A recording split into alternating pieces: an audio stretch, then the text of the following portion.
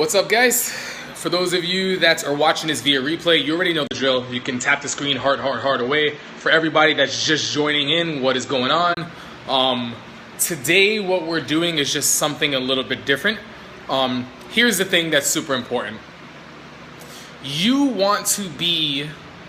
Actually, I'll wait because I see some people get in the room, so I want to say hi to everybody. What we're going to talk about is working dogs for their food and ways to kind of be consistent while mixing it up, while changing the routine. I know that sounds kind of crazy. It's like, how the hell can I keep something the same or consistent, but like mix it up? So this is what we're going to kind of show you here. I am actually closing by myself. The dogs have had a full day, right? So this is very important. When you're working a board and train, hey, what's going on? How are you? When you're working board and trains, you have to find a healthy balance of getting them out and working them in ways that they've never been worked before so that we can stimulate them not only physically but mentally. But you have to make sure that you're not doing them and their owners an injustice by working them so much and giving them so much exercise here that by the time the board and train finishes and they have to go home, there's literally no way that the client can replicate giving their dog that amount of attention, that amount of exercise. How's it going, Jackie? So it's really important that you find the balance. And here's the hard part. We could probably have majority of these dogs upstairs all day long. Even the ones that come in dog aggressive and stuff, and we can do things from a managing point, and there's so many things that we can do, and walk them and then place them and treat it, like an apartment. But you got to find the balance that's going to be realistic. So that means dogs get crate time. You've already watched my videos. If you guys are new to my Periscopes and you don't know me, my name is Blake Rodriguez. I'm based out of New York City, Manhattan, the Big Apple. I do travel the world for my work, but I have a 2-floor dog training facility here in New York City, right?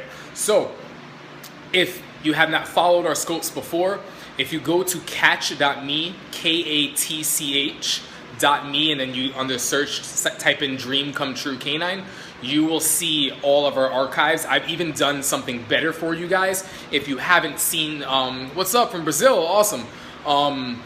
If you have yet to watch any Periscopes, I actually favorited, I did this personally, some of the scopes that are my favorite that we've done, and you can see that those are favorited. Now, you'll also notice in a lot of those scopes, we talk about working the dog for the food, engaging them, having the food come from us.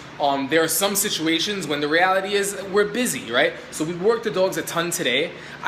It's not realistic to always do the same stuff. You gotta switch it up. So even as I'm talking, thank you for that, I'm gonna show you a couple things. So we went ahead and we put the food bowl in Maggie's crate.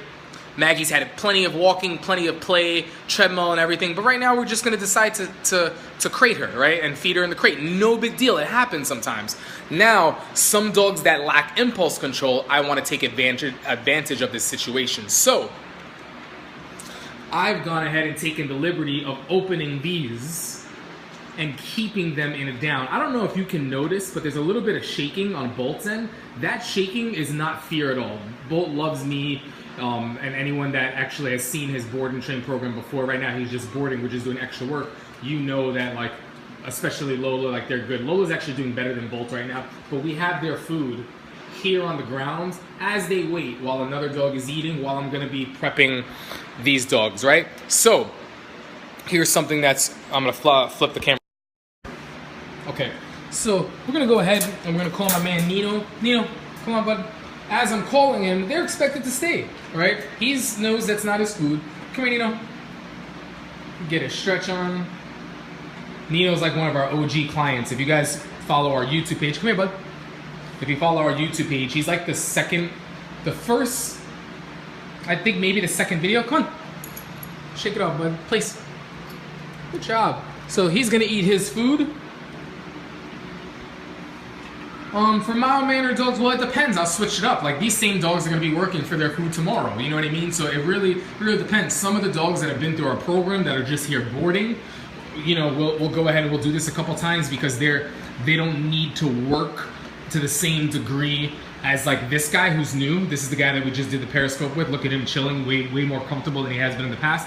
This dog I'm not gonna feed in the crate. he's exclusively going to get work because he's a board and trained dog that will benefit from this before. So Lola's a board and trained dog too before, but she's more of a refresher course. So there's more things that I have to focus on with her that's going to tie her into her owner getting results. She already is a champion with her food, so we'll work her here and there for that, but we'll also work her mentally for this. This also means that if I have like a dog here, for example, or you want to know what I just realized? I think that this is Daisy's food, so I'll feed Daisy in a second here. But, for example, like Harvard's food is coming here. Well, yeah, we board, but it's only for dogs that we worked with. So even as I'm doing this, I'm not taking a gamble here.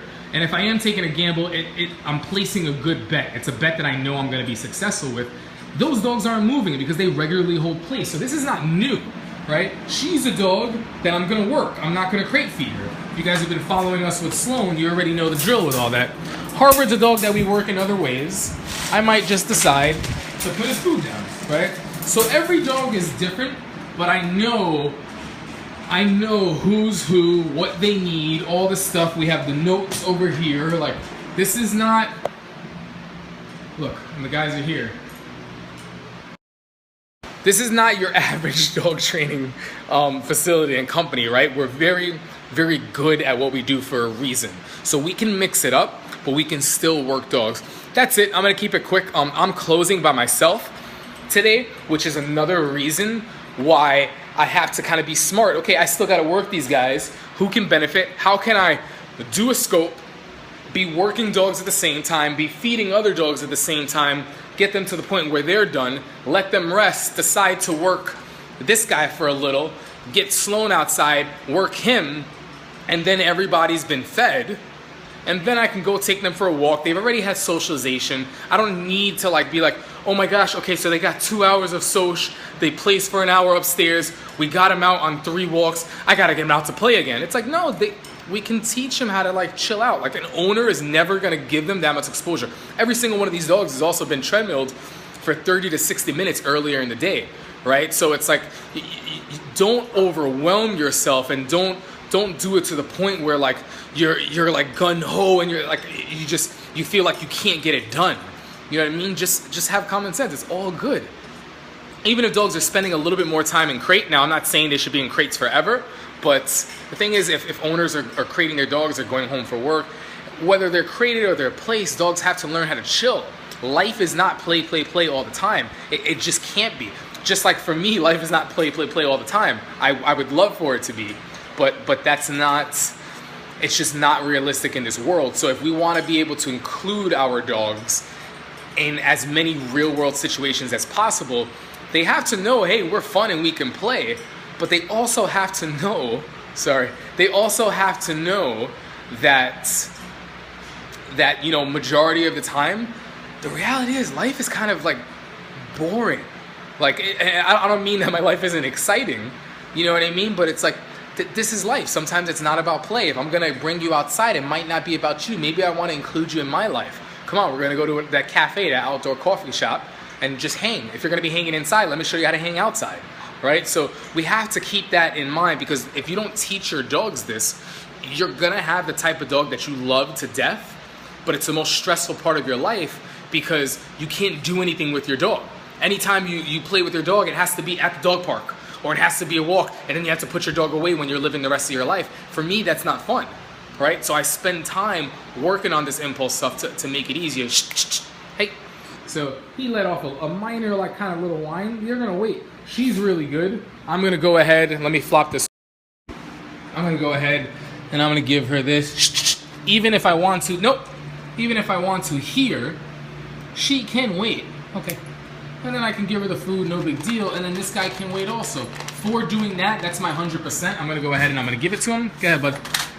And then I might push harder in a different way. I might do the same thing tomorrow for the evening, but work them for the morning. And this is a nice way to be able to continue to work your dog for food, but mix it up. There's always something that I'm asking them or having them do, and the way they perform is the difference in whether they get food or they don't get it, and how they get it and how they don't get it. You know what I mean? Same thing for me. If I'm trying to hunt for food or I'm trying to work, the amount of hours that I put in pretty much, for the most part, determine the amount of money that I make. If I'm not working hard, I probably don't. I mean, there's some exceptions, but like for the most part, like I don't make as much money as I can. Like if I'm hustling, I make a lot of money, right? For them, this is their money. So if they're working and they learn how to earn their keep, like I don't randomly go into my bank account and say, okay, how much free money did I get today? I know if like a lot of money is in my account, it's because I'm freaking hustling, right? So money isn't handed to me, and food is not just handed to them. That's opportunity. You want it, you absolutely can have it, but you got to work for it, right? So it's not so much. Let me flop this over so I can see it. Talking it all. It's not so much about the food and working. It's about the habit that creates that allows you to utilize that mentality in other real world situations, and that's pretty much it. Guys, I'm thinking I dropped the ball last night and I didn't do that Blake's Thoughts on scope. I'm gonna try to do that later on this evening, but I just want to fill you in. I'm not gonna stick around for the Q&A on this scope. I'm gonna try to do another one later tonight when I get home, and I will, if I do that, we'll have a Q&A. I gotta get busy. I gotta make sure that I'm out of here on time so that I can have enough energy to maybe do that Q&A. All right, guys, thank you so much. Love you guys too for watching Harding Away. I really, really appreciate that. I will see you guys in the next scope, right?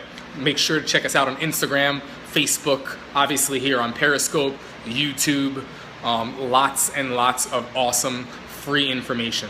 All right, later guys.